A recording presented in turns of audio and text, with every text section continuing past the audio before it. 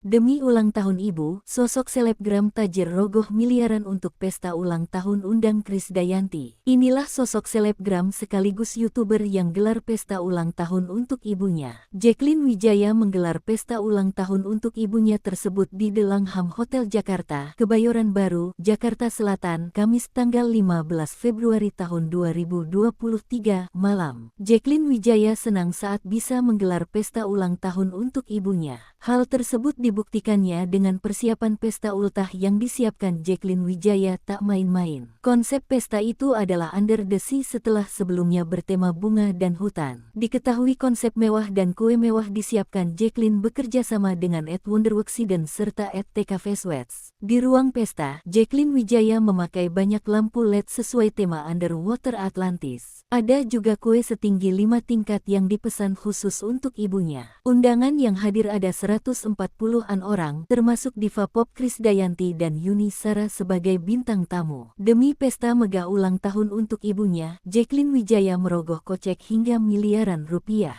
Jacqueline mengatakan jika budget fantastis tak jadi masalah bagi Jacqueline demi sang bunda, sebab tak hanya membuat tema yang fantastis.